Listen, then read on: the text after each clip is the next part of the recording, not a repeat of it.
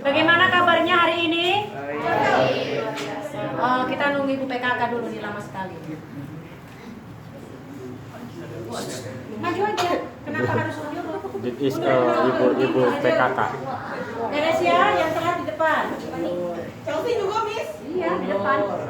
Nggak usah ngajak orang.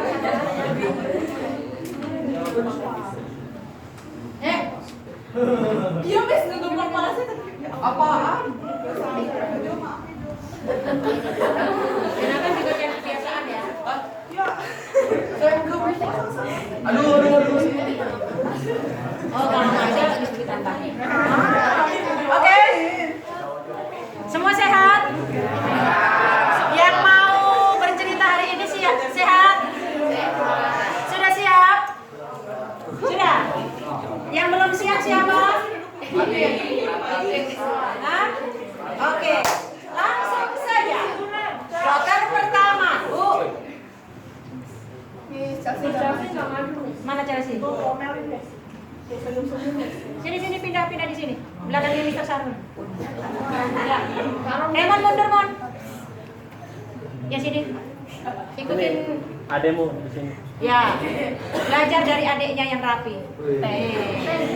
Tapi saya rambutnya tetap aja. Lol. Ayo sini deketin. Adiknya Ini Chelsea. kakak dan adik. Ini, nah. Ya. Duduk nah. Nah, mirip tuh, mirip. Mundur Pak. Nah. Ada kamu di belakangnya Chelsea. Sini aja. Nih, tunjuk bawah mundur. Oke. Sekarang selanjutnya nomor dari belakang ya. Nomor 1.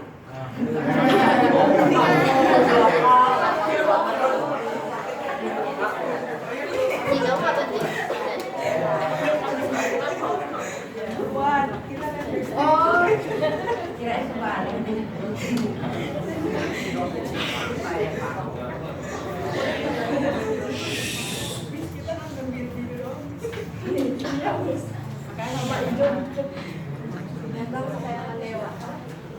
Pada suatu hari hiduplah sekelompok sapi.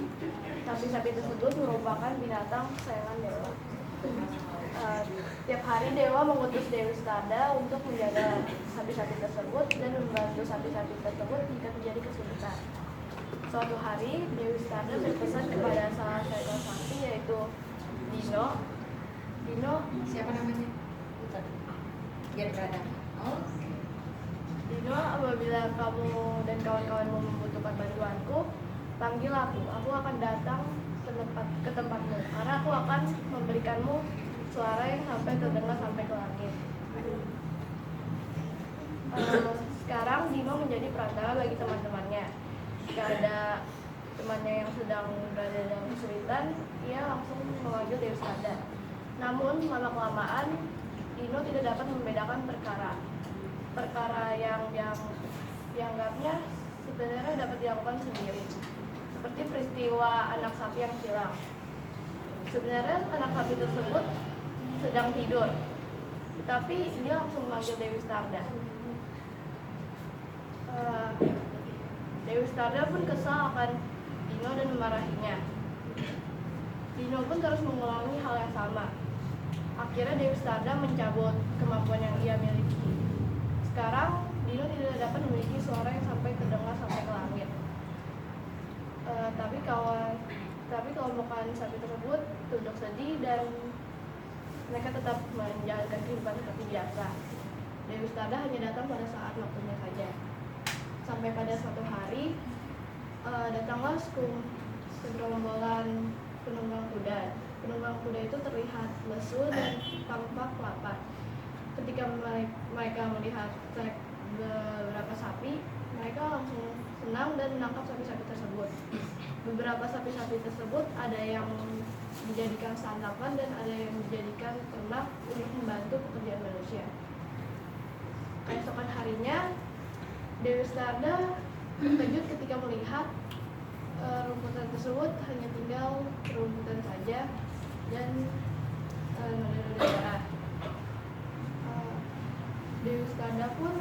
melapor kepada dewa. Dewa memarahi Dewi Starda.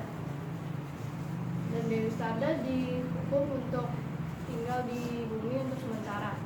Tapi karena Dewa merasa kasihan dan sudah mengetahui apa yang terjadi, akhirnya Dewi Starda dapat kembali. Sekarang sapi-sapi tersebut hidup tidak seenak dulu. Mereka menderita karena harus membantu pekerjaan manusia.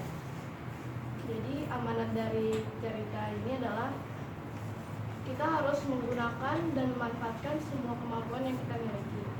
Dengan kelebihan yang kita miliki bukan berarti untuk dipamerkan, tapi harus digunakan dengan baik. Dan kita harus menjadi orang yang lebih mandiri.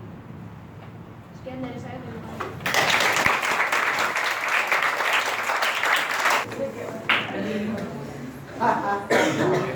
Ini dia.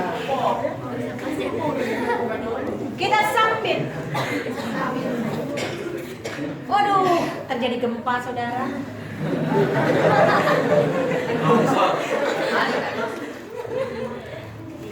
Jelas. Oh, tiangnya.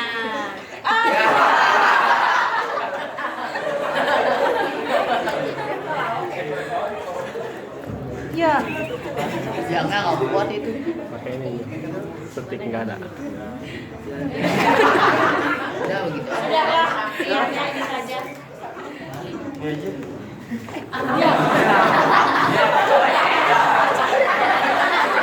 Terus kamu dari mana ceritanya? Tutup dong.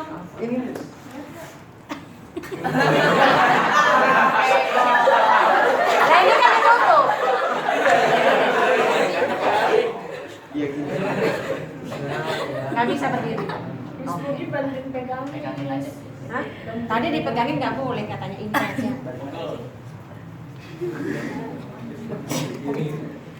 Ini ada pakai.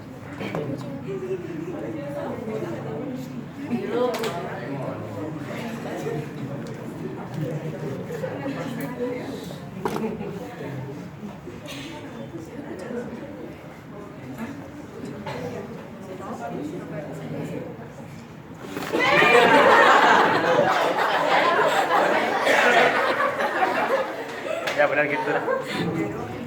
Sama yang bagus. Pada suatu hari ada seekor kucing. Mana kucingnya? Ada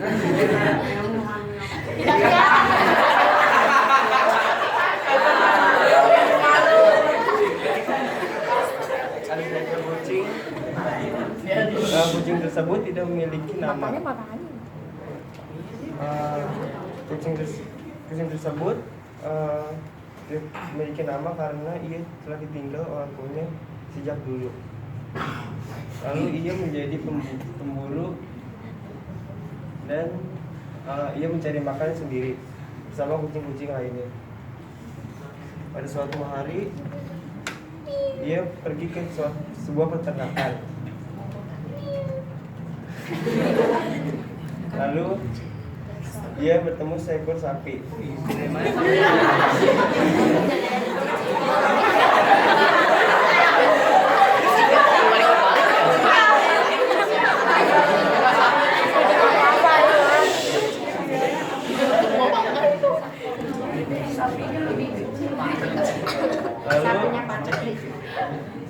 Lalu sapi tersebut ingin berkenalan dengan kucing tersebut.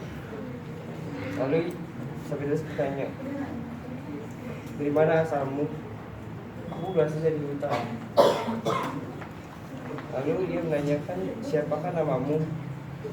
Aku tidak tahu namaku. Lalu ia hanya mengeong.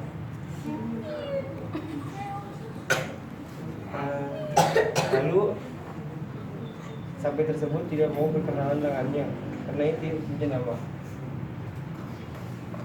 Ya.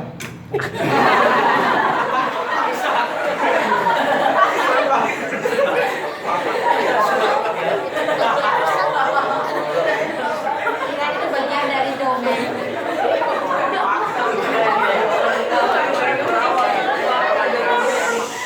Lalu ia bertemu dengan seorang petani. di sebuah peternakan itu. Lalu petani itu melihat seekor kucing yang berada di atas kayu bakar. Lalu petani tersebut meminta turun, tetapi dia tidak mau dan hanya mengelong lagi. Tidak lama kemudian datanglah seorang Pak Pos ini sangat menyukai kucing. Lalu karena kucing ini kucing Persia, jadi ia senang melihat kucing ini. Lalu ia membawanya pulang dan memberi namanya Pusi. Pusing katanya. Lalu mereka pulang. Lalu dia pulang selesai.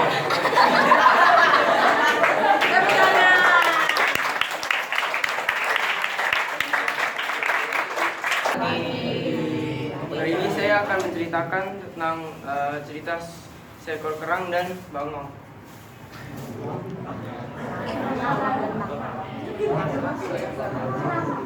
Umpamakan ini air.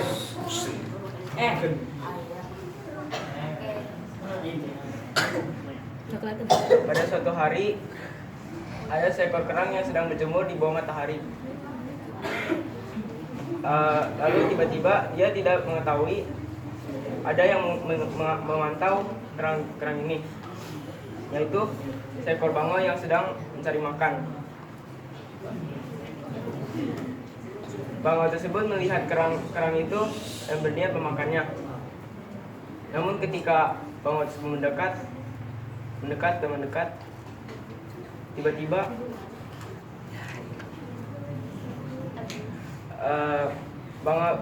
paruh bangau tersebut disapit oleh kerang.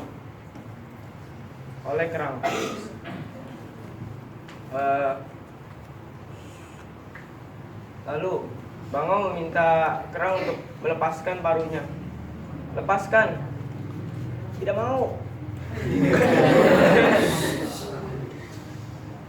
Lepaskan. Tidak mau.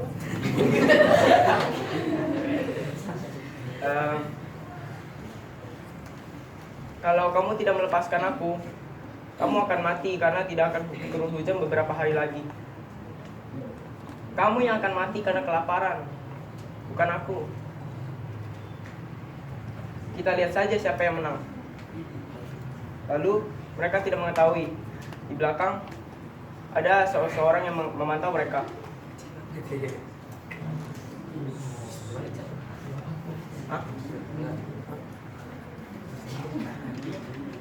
Ada seorang nelayan yang sedang memantau mereka. Iya gitu.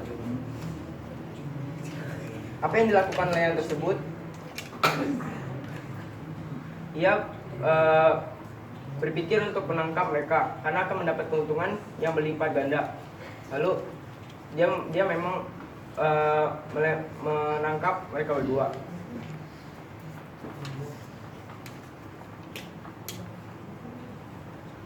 Walaupun mereka berdua yang walaupun bangau dan kerang yang bertengkar, yang mendapat keuntungan bukanlah mereka berdua, melainkan nelayan yang sedang memantau mereka. Pesan moral dari cerita ini adalah terkadang jika ada yang bertengkar,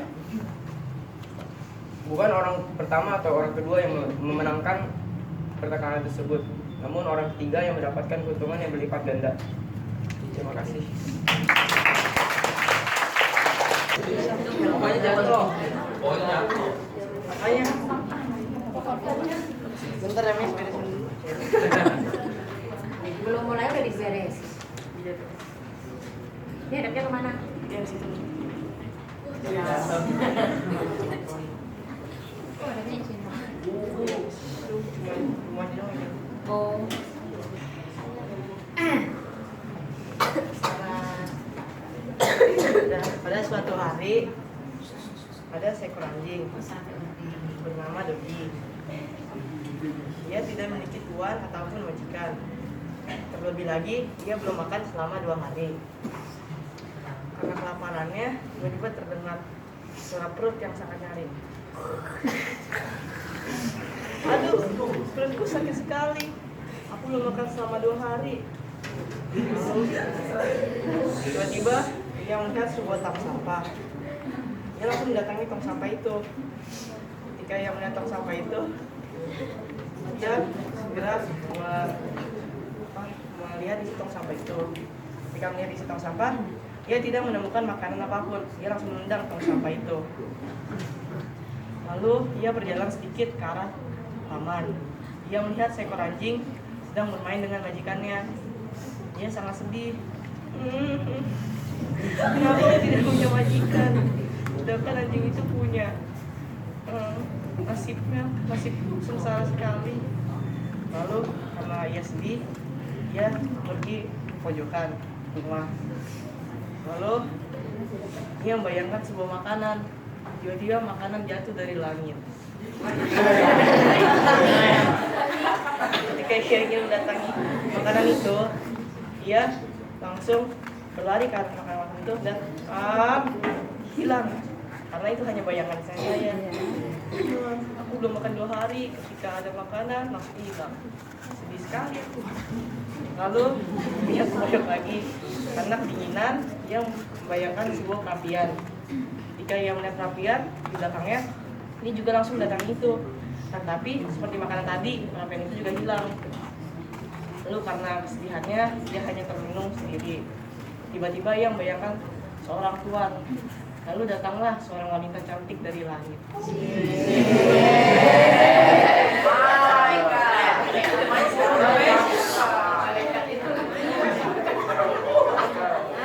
Lalu wanita itu mendatangi anjing itu dan berkata, "Hai anjing, maukah kau ikut bersamaku?" Tidak.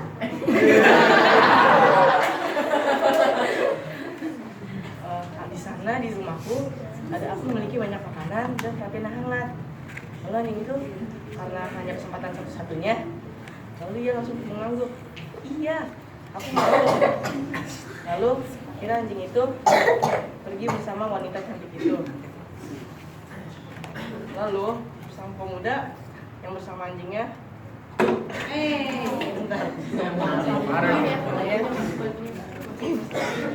jalan-jalan ke rumahnya lagi.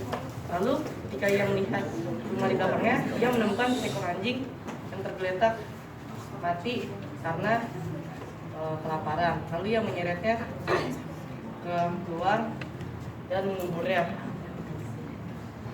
Ternyata wanita cantik itu adalah malaikat yang disuruh Tuhan untuk menjemput sang anjing. Iya, Sama cantiknya awal lagi. Oke. Berimajinasi. Tetapi kita perlu juga masuk kepada satu yang logika, yang kenyataan, bahwa hidup saya saat ini seperti ini.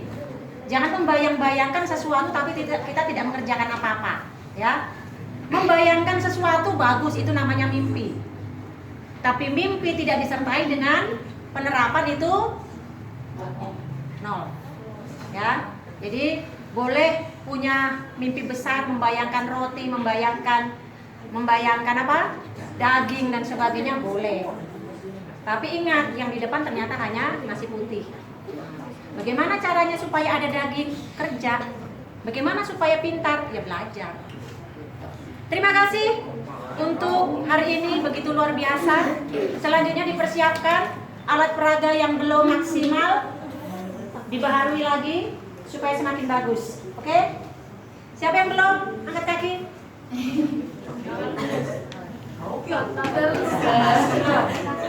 Yang belum buat alat peraga siapa? Yang 8 yang belum buat alat peraga siapa? Yang finishingnya belum selesai siapa? Finishing. Maksudnya belum kelar. Siapa? Ngapain? Sorry.